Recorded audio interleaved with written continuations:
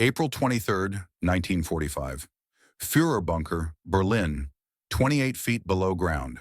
The tremor came first through the concrete, a distant percussion that rattled the teacup on its saucer, sending ripples across the surface of cold ersatz coffee. Adolf Hitler's hand, the left one, the one that had developed its persistent tremor months ago, tightened around the porcelain edge. Above, somewhere in the shattered geography of Berlin, Soviet artillery was rewriting the map of his thousand-year Reich one shell at a time. The sound descended through limestone and steel, through the ventilation shafts and reinforced ceilings, arriving in the bunker as a dull thunder that seemed to emanate from the earth itself. He did not look up. His eyes, those eyes that had held audiences of hundreds of thousands in thrall, that had stared down generals and broken the will of nations, remained fixed on the military map spread across the table. The map was a lie. Every colored pin, every neat line, every unit designation represented something that no longer existed. Divisions that had been obliterated, armies that had ceased to be armies, a Germany that was now little more than a memory wrapped in smoke and rubble.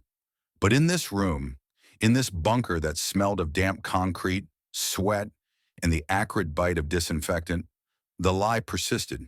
It had to, because the alternative, the truth, was a chasm too vast to contemplate. The year 1945 had arrived not with triumph, but with the grinding certainty of mathematics. The numbers told a story that no amount of willpower could rewrite. The Red Army had amassed 2.5 million men along the Oder River, just 40 miles east of Berlin. They possessed over 6,000 tanks, over 41,000 artillery pieces, over 7,000 aircraft. Against this, Germany could field perhaps 100,000 exhausted defenders in Berlin, many of them elderly men from the Volkssturm or children from the Hitler Youth, armed with obsolete rifles and bottles of gasoline. The Western Allies had crossed the Rhine in March. American and British forces were sweeping across Western Germany, meeting minimal resistance.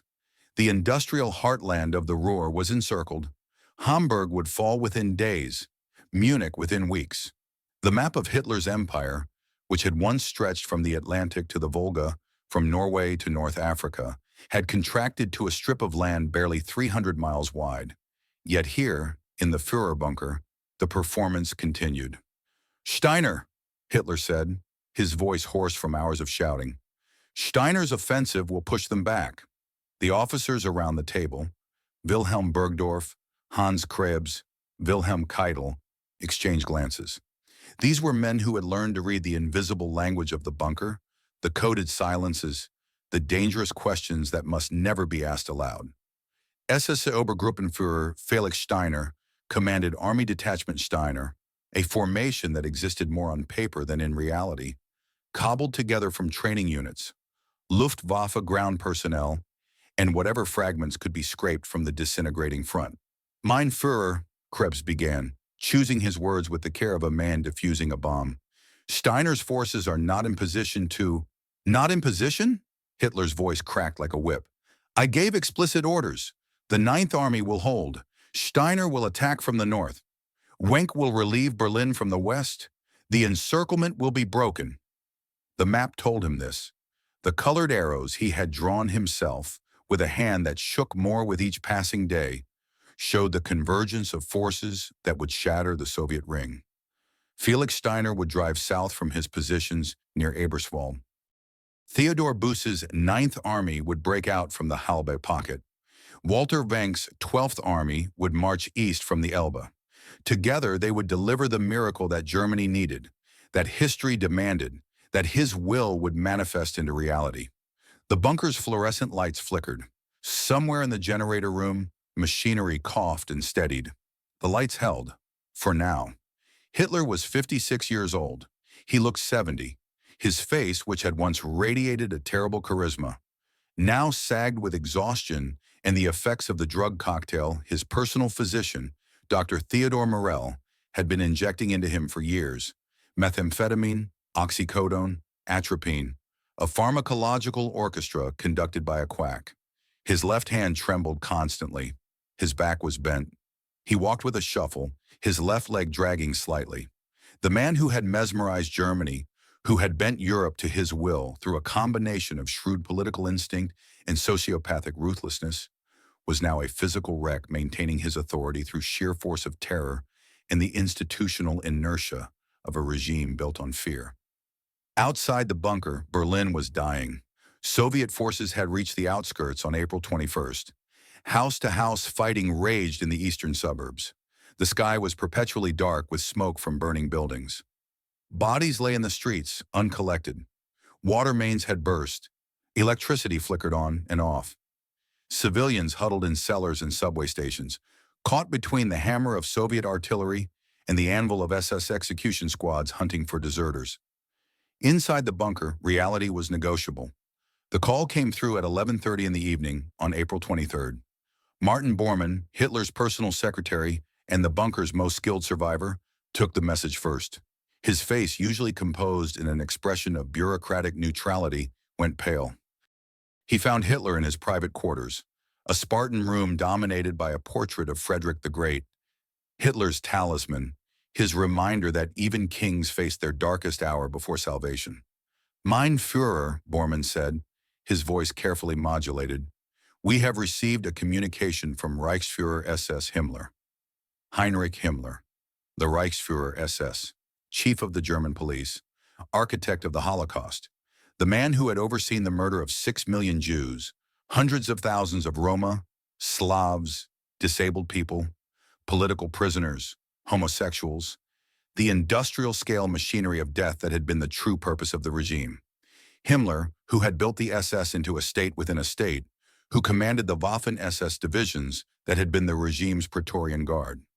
Himmler, who had just attempted to negotiate Germany's surrender with the Western Allies through Count Folke Bernadotte, the Swedish diplomat. Hitler's face did not change expression immediately. The news seemed to take several seconds to penetrate, as if it had to travel through layers of disbelief before reaching comprehension. When it arrived, the transformation was total. He stood, his entire body rigid, his face flushed purple.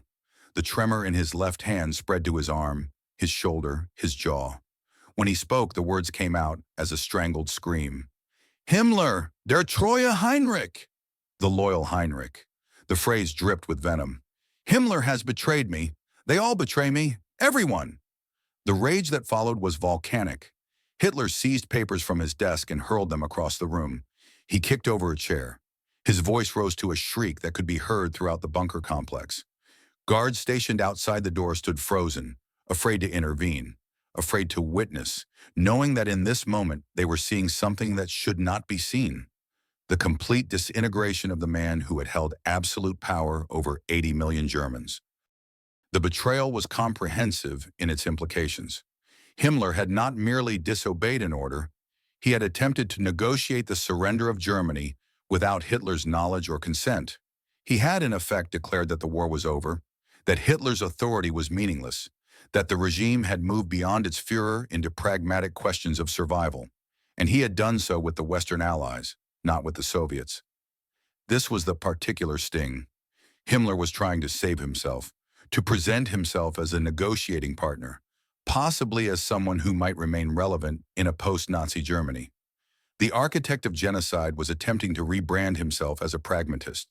The irony was excruciating. Hitler had built a system predicated on loyalty enforced through terror. The SS had been the ultimate expression of this principle, an organization bound to Hitler through elaborate rituals, through blood oaths, through the shared complicity and atrocities that made any betrayal of the regime a betrayal of oneself. Meine Ehre heißt Treu, my honor is loyalty, was the SS motto inscribed on every belt buckle. But loyalty enforced through fear is always provisional. It lasts only as long as the enforcer retains power. And power, Hitler was discovering, was not an absolute. It was relative. It depended on the continued belief of those who wielded violence in your name that you could protect them, advance them, give their obedience meaning. When that belief evaporated, loyalty went with it. Hermann Fegelein, Himmler's liaison officer in the bunker, and Eva Braun's brother-in-law, was arrested within hours. He was found in his Berlin apartment, drunk, in civilian clothes, with false papers and a substantial amount of cash. He had been preparing to flee. Hitler ordered him shot in the garden of the Reich Chancellery. The execution was carried out in the early hours of April 29th. Fegelein's last words, according to those present, were incoherent pleas for mercy. The execution solved nothing. It was a gesture, a blood sacrifice to the god of betrayal, but it did not restore Himmler's loyalty, did not rebuild the SS's devotion, did not change the fact that the system was collapsing from within. April 24th brought the next revelation, though in truth it was not a revelation, but a confirmation of what everyone in the bunker already knew, but dared not speak. The afternoon briefing began, as they always did, with reports from the fronts, with troop dispositions, with requests for orders.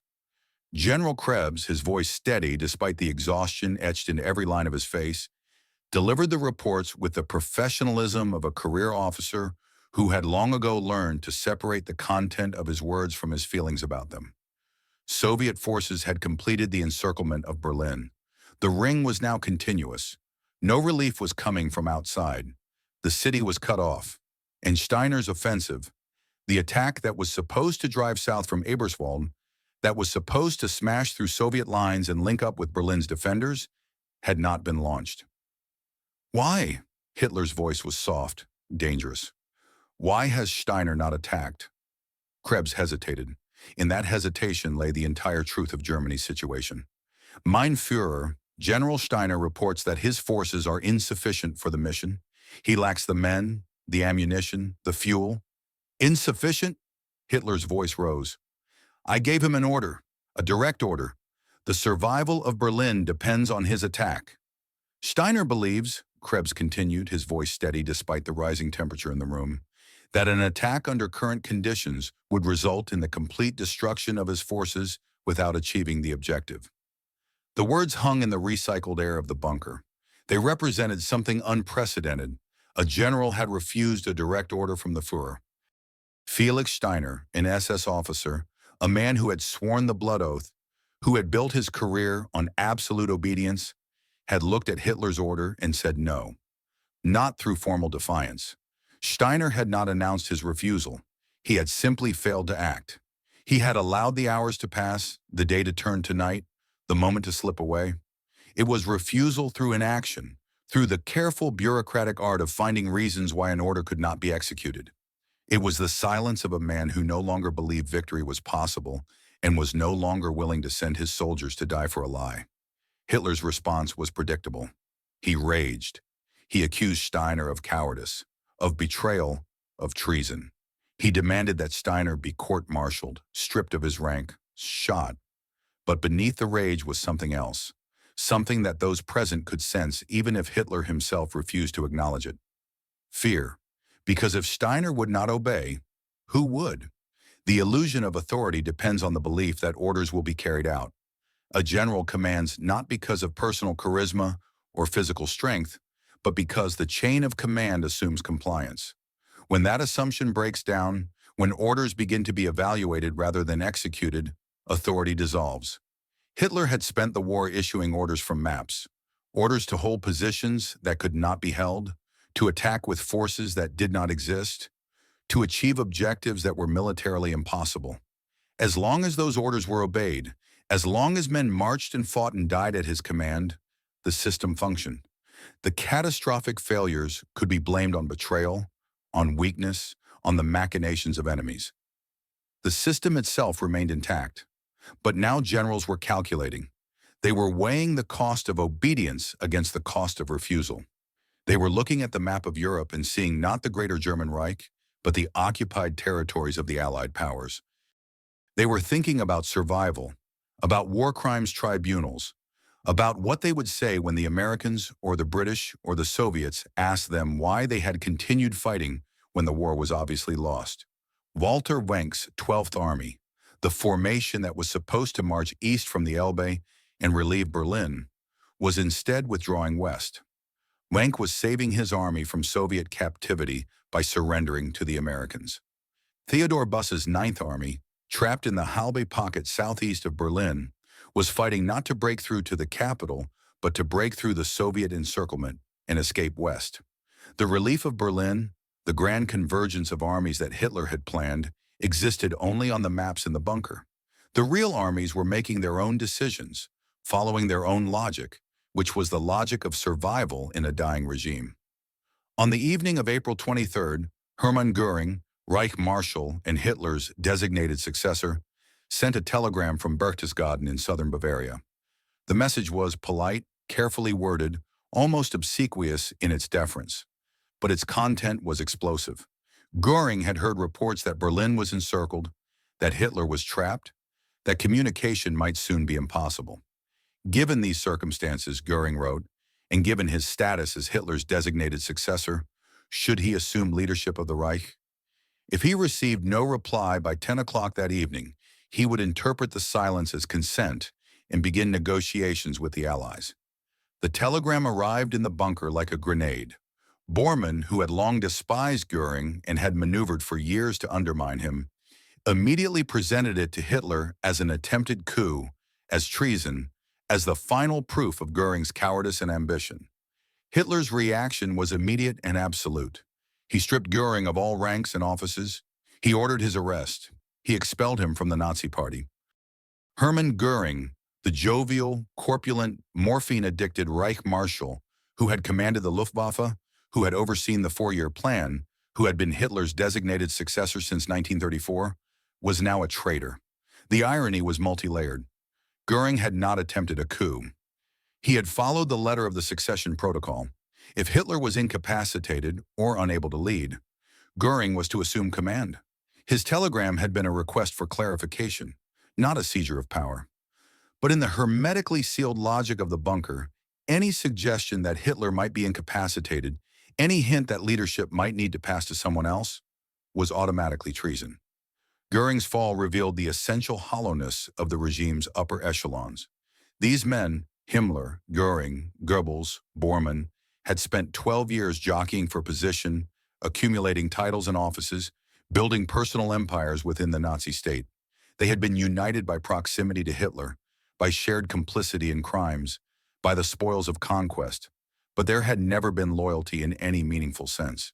There had been only calculation, only the constant assessment of where power lay and how to access it. Now that power was evaporating, the calculations had changed. Himmler was trying to negotiate with the Allies. Göring was trying to assume leadership and end the war. Others were simply fleeing. Albert Speer, Hitler's architect and armaments minister, had said his goodbyes and left Berlin on April 23rd, knowing he would not return. Heinrich Müller, chief of the Gestapo, would disappear in the final days, his fate unknown. Joachim von Ribbentrop, the foreign minister, was in Hamburg out of contact. The regime that had terrorized Europe was fragmenting into its component parts, each piece seeking its own survival. April 26th, the Soviet assault on central Berlin intensified.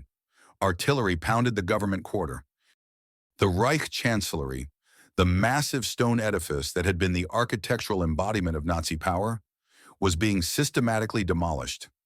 Shell after shell crashed into its facade, sending chunks of marble and limestone cascading into the streets. In the bunker, the morning briefing revealed the full extent of the disaster. Soviet forces had advanced to within 1 mile of the government quarter. They were fighting in the Tiergarten, in Potsdamer Platz, in the Anhalter railway station. Berlin's defenders were collapsing not through lack of courage, but through lack of everything else: ammunition, fuel, food, hope. General Helmuth Weidling, commander of Berlin's defense, reported that his forces might hold for another 48 hours. After that, resistance would become impossible. He recommended breakout attempts, evacuation of remaining civilians, anything to reduce the slaughter. Hitler listened in silence. When Weidling finished, Hitler asked about relief forces. When would Wenck arrive? When would the Ninth Army break through? Weidling's response was direct, almost brutal in its honesty. Mein Führer, there will be no relief. Wenck is withdrawing west. The Ninth Army is destroyed. Berlin will fall. The words should have triggered another explosion of rage. Instead, Hitler simply stared at the map. His face was expressionless. His hands, both hands now, trembled continuously. When he finally spoke, his voice was flat, distant, as if coming from a very far away. They have all betrayed me, he said. Himmler, Göring, The generals, the people, everyone. It was the voice of a man confronting an abyss. For 12 years, Hitler had been the center of a cult of personality built on the mythology of infallibility. He had been the Führer, the leader whose will shaped reality, whose instincts superseded facts, whose genius was beyond question. The entire structure of the Nazi state had been designed to reinforce this image. The rallies, the propaganda, the architectural grandeur, the theatrical staging of power. But mythology requires believers, and in the bunker, in late April of 1945, with Soviet artillery dismantling the city above, the believers were gone. Hitler retreated to his private quarters. For the next several hours, he remained alone. Those outside could hear him pacing, muttering, occasionally shouting. When he emerged, he looked even more aged, more broken. But he had reached a decision. On April 28th, Hitler summoned a city official to the bunker to perform a civil marriage ceremony. He would marry Eva Braun, his longtime mistress who had joined him in the bunker and refused to leave despite offers of escape. The ceremony was brief, bureaucratic, almost surreal in its normality amid catastrophe. Hitler and Braun exchanged vows. Witnesses signed the certificate. There was a small reception afterward, champagne, sandwiches, awkward conversation about anything except the reality unfolding above. The marriage was Hitler's attempt to impose order on chaos, to perform one last normal human act before the end. It was also a preparation for death. Eva Braun became Eva Hitler for approximately 40 hours. After the wedding, Hitler dictated his last will and testament. The document was divided into two parts: a personal testament disposing of his possessions, and a political testament addressing the German people and future generations. The personal testament was banal. His possessions, what little remained, would go to the Nazi Party, or if the party no longer existed, to the German state. His art collection would go to a gallery in Linz, his hometown. Eva, now his wife, would receive an income that would allow her to live modestly. The political testament was pure distillation of Hitler's worldview, unmodified by defeat. He blamed the Jews for starting the war. He blamed traitors and weaklings for losing it. He took no responsibility for any of the catastrophic decisions that had led to this moment: the invasion of the Soviet Union, the declaration of war on the United States, the refusal to consider any diplomatic settlement, the insistence on fighting to the last German. He expelled Himmler and Göring from the party. He appointed Karl Dönitz, the head of the German Navy, as his successor. Joseph Goebbels, his propaganda minister, who had remained in the bunker, would serve as Reich Chancellor. Martin Bormann would be party minister. The appointments were meaningless. The positions existed only on paper. Germany was no longer a state, but a geography in transition, waiting for the Allied occupation authorities to arrive and impose order. But Hitler could not acknowledge this. To the end, he maintained the fiction that his orders mattered, that authority could be transmitted through documents and appointments, that the thousand-year Reich was not ending, but continuing under new leadership. The testament concluded with a final order: the German people must continue the fight against international Jewry. This was Hitler's last message to history, his final attempt to justify the unjustifiable, to frame his regime not as a catastrophic failure, but as a necessary struggle against cosmic enemies. He signed the document in the early hours of April 29th. Several witnesses signed as well. Copies were prepared for transmission to Dönitz, to Field Marshal Ferdinand Schörner, appointed commander of the army in the testament, to the party archives. These copies would be carried out of Berlin by messengers who would attempt to slip through Soviet lines. One copy made it. The others were lost or destroyed, but the testament itself was superfluous. History did not need Hitler's final justifications. The evidence of his regime was written in ash and bone across Europe. April 30th, 1945. The sound of artillery was constant now, a perpetual thunder that made the bunker walls vibrate. Soviet forces were 300 meters from the Reich Chancellery. Street fighting raged in every direction. The defense of Berlin had collapsed into isolated pockets of resistance, small groups of soldiers fighting not for victory, but to delay the inevitable by hours or minutes. In the bunker, the staff moved through their routines with the automatism of the damned. Guards stood at their posts, Secretaries typed reports that no one would read. Orderlies served meals that barely anyone ate. The performance of normalcy continued even as the walls literally closed in. Hitler emerged from his quarters in the early afternoon. He had decided. Today would be the day. He said goodbye to the staff, shaking hands, offering brief words of thanks. Many were weeping. Some asked permission to attempt escape. Hitler gave it, though he advised them to go west to surrender to the Americans or British rather than the Soviets. Eva Hitler prepared herself carefully. She wore a blue dress. She took poison, cyanide capsules that had been distributed to the bunker staff. Hitler had ordered their testing on his dog, Blondie, the previous day. The dog had died within seconds, confirming the capsule's efficacy. Adolf Hitler and Eva Hitler retired to his private sitting room. The time was approximately 3:30 in the afternoon. At some point in the next half hour, Eva bit down on her cyanide capsule and died. Hitler shot himself in the right temple with his Walther PPK pistol. The sound of the gunshot was muffled by the bunker's walls. Martin Bormann, Joseph Goebbels, and several others entered the room a few minutes later.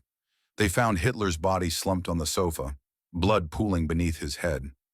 Eva's body was beside him, her face peaceful, the bitter almond smell of cyanide faint in the air.